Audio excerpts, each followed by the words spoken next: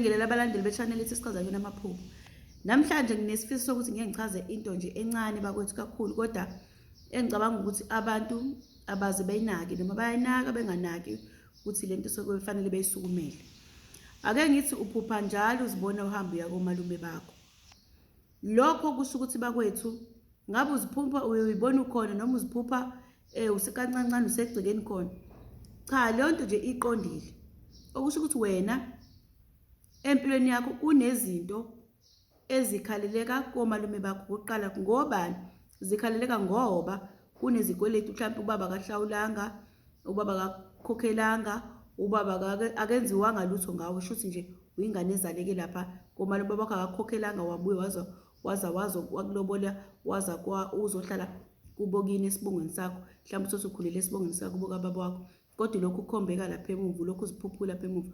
Ilungise lonto, wazi ukuthi nje yonke into ebhekene nawe nenhlanhla zakho nabo konke kwakho fanele kusimame.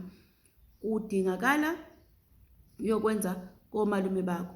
Manje musukubambeleli lokhu uthi hayi uyamphupha ugogo uyakudinga, noma uyamphupha umkhulu uyakudinga komalume, uthola ukuthi lokhu uthule kanjalo, uhleli kanjalo, ngoba nabo bayayimisa izinto kuwena.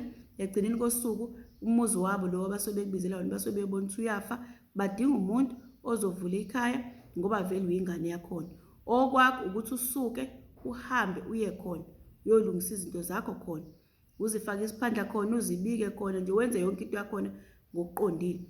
Ngoba laba bantu labo uthola ukuthi sibagijimela noma sithi siya kubo kababa, abanawo amandla ekutheni ukuthi babelethe wena bakuphathise izinto ezifanele zivuleke empilweni yakho, ngoba vele kunale nkinga yokuthi uyadingakala. Uma bekutshengisa ukuthi uyadingakala komalume, hamba uye khona phela. Uma ngabe kuthiwa komalume alisekho, cha, khuluma nabo phela. Uyohamba uyokhuluma lapha emanxiweni makuthiwa akusekho, ukhulume khona nabo, ubatshele ukuthi uthole indawo ethize, ucabanga ukuthi le ndawo iyona wena ozovusa khona ikhaya, noma uyakhe leyo ndawo ube khona, ubeke lokho ozokubeka. Mase uyahamba emanxiweni uyobachazela ukuthi usukunendawo ekanje, mase wenza ngendlela yakhona yokuthi ubasuse lapha uzobakhombisa ikhaya, mase kuze kube kuba uyabangenisa kulelo khaya, ukuze lezi zinto bakwethu zingahluphi. Uthola ukuthi umuntu uzalelwe komalume, kodwa uthi mase eshada, abafana futhi kakhulu, uthola ukuthi umuntu usefuna ukuzibuyisela kubo kababa wakhe, izinto zonke zizobheda bakwethu. Awukwazi ukuzibuyisela ngapha abantu bengenzanga lutho. Ngikhuluma lapha mina khona uzothatha wena isibongo ushintshe usilesela kubaba wakho, uthathe inkomo uthi wena usuyifaka esibongweni. Awukwazi ukusifaka nenkomo yakomalume wakho, ngoba la masento onawo noma lokho onakho okwangaphi la unikezwa khona. Awukwazi ukulahla abantu abanawe, abantu akuyibona abaziyo ngesimo sakho, ukuthi la kini abantu obaba bakho abenzanga lutho, ngalo ndlela bakusingathe baze bakubeka kuleli zinga okulona. Uyaqamba futhi wena manje usuyakhula, usuzibuyisela kubantu akade bengekho empilweni yakho, kubantu abangasizi ngalutho empilweni yakho. Yebo bakhona ukuthi bona bayakuzala, kodwa-ke kuze kuqonde phezu kwesimo sakho, cha, woza ngapha komalume bakho, ngoba izalukwazi ezikuphethe izona ezikwazi ukuthi zikwenzele izinto kakhulu. Uma nje kuthiwa wena komalume lokhu ikhonjwa komalume, musa ukuchitha isikhathi, hamba uyokwenza izinto zakhona, kulunge nje empilweni yakho. Ngoba makukanjalo uzolokhu kuthiwa ubangwa ngoba phela vele usebenzisa lesi sibongo. Umuntu nje oyingane yakomalume asikho isidingo sokuthi azabangwe, ngoba phela basuke belazi icala abanikazi balo ukuthi asenzanga lutho. Ngaleyo ndlela wena ngane fanele uzazi ukuthi cha, mina kwenziwanga lutho, nasi isibongo ezosibiza sakamama wami, kwaphela nje, bahlukane nawe lapho. Uyabona, ngaphandle mawukuthi ubaba wakho khona izinto azenzile, uyabona. Mangenzanga lutho nje, cha, biza lesi sibongo esingala, yenza izinto zangala. Noma ungawuthenga ushekhasi phela unikeze ubaba wakho, akoni lokho. Akusho ukuthi usuyomncisha ngisho uswidi, usuyomncisha ngisho isinkwa, cha, uyomnika isinkwa, kodwa okwakho konke kungala. Engisholo ukuthi ngeke uze umlobolele ubaba wakho, ngoba akamlobolanga uma wakho. Ngeke uze uyiqedelele le ndawo, ungapha wena komalume bakho ezalukwazi zakini. Uphila impilo yakho nje ezalukwazi zakini, uqhubeke nje uye phambili, ushade uzokuphumele khona. Uyabona, ayoni nje leyo nto, into engayoni. Manje izinto ziyonakala, abantu bayahliphizeka izinto. Siyababona nje abantu, umuntu ashintsha isibongo asezibuyisela ngala. Phela lo msebenzi umuntu Athi useqinisa ikhanda umuntu kushona iy'ngane, umuntu useqinisa ikhanda umuntu angene ejele. Yebo indaba, yibhekeni madoda le nto, musani ukuyiphoqa. Ngisho ngabe kuthiwa usumthanda kangakanani baba wakho, muthande kodwa izinto zakini zenze ngapha. Bheka nawe phela ukuthi leyo ndaba osuyithanda kangaka yini le benzile ukuthi wena ngabe usacabanga ukuthi wena ukhona uyaphila. Fanele akuthatha akwenze akufake, akasibonanga isidingo. Ukhona umndeni wakhe.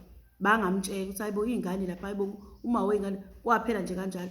Hlala komalume bakho. Ungamela untante la untanta khona, ungalokhu unamathela kubantu abangafuni ukulungisa. Ngcono untante la untanta khona kunokuthi uhambe uyozifaka lapha izinto zakho ngezize zime kahle. Izinto zakho zizolunga uma ungantanta kulowo mjondo lo ntanta kuwona, noma ungantanta kulowo mqasho oqashe kuwona, akunankinga ngoba awukhethanga side, usalungisa izinto zakho. Kodwa uma uzothatha uyozithi idlwa lapha, ngeke kuze kume kahle kuwena, izinto zakho zizokonakalela. Fanele ubuyele ngapha komalume. Sengixoxa nje nabantu uthola ukuthi abazi, uyabona. Idlozi linomona kakhulu uma wena uzikhethela ngenhliziyo yakho into engekho engenalo iqiniso phezu kwesimo sakho. Ngoba bona ibona abazi kahle ukuthi kusuke kwenzakaleni, ibona abazi iy'nkulumo zizonke. Wena usuqhamuka usuthanda, thanda kababa, ngithanda kabani. Cha, kubi ngabi njalo bakwethu. Asilungiseni lezi zinto lezi. Ngokhonjo nje komalume, beka phansi umoya, uhambe wena uye komalume bakho, uwenze khona izinto zakhona, ufake khona esibongweni, uma ufuna uganugana nomakoti uzikwazi. Ngoba into eyenzakalayo esebuhlungu esibuka khona ividiyo engayenza ngathi ngibukile uhamba kakhulu ingane zabafana esuka komnyakweni ko-30 kuya phezulu. Bafowethu iyenzeka kubuhlungu, yenzeka phambi kwamehlo ethu lento lena. Ngobani okwesinye isikhathi ingane zabafana ziyawaqinisa amakhanda. Umuntu afune ukuba yindlovu kayiphendula athi mina cha, mina kwathiwa ayibo musukuba nekhanda eliqinile. Isimo esiphila kusona akuncengwe umuntu. Kuvuka abantu abangasekho ey'godini zosizi, balwa nalabo abantu abanjengalabo ababhidliza izinto emakhaya. Sayibuka iy'ndaba, sayibuka izinto la zenzeka. Manje ngaleyo ndlela into engizonitshela yona bafowethu, nina abantu besilisa, kusukela kule minyaka ewu-30 nje kuyagcina la ko-40 yabo, 30, 39 kanjalo. Vulana amehlo, vulana amehlo. Musa ukwenza into uyiphoqelele, ufuna ukuyikhipha esibongweni. Musa wena ufuna ukushaya umthetho yini kuze kweqiwe ngale baba wakho ekhona, ungafuni nje wena ukube wena wazi yonke into wena. Thoba ehla ubeke phansi umoya. Yezwa yini? Ngayilandela isiqalekiso esingenasidingo. Uma ubaba wakho eshadile, musa ukufuna ukushaya umthetho okudlula ubaba wakho. Uyehla nje. Futhi musani kuyenza lento yokuthi lokho nicekela phansi zonke lezi ingane zamantombazane, nishiye madoda. Yenzani lokhu uzani, uma uthi umshiyile nayo uma ungane, zama phela bafowethu, zamani phela ukuthi ingane yakhe ikhokhele, ihlawule ingane yakho uyibuyise uyilethe ngapha kini. Yabo noma ngabe uthi usihleli lapho komalume bayo, kodwa wazi le ngane wena wayigcina iy'mfanelo zakhona. Ngoba into engiyibukayo, abantu besilisa njengamanje abancane engazuthi kunzima kubona. Ngicela ukuthi kwanamhlanje, nisaleni kahle sobe sikhulume, ngiyabonga.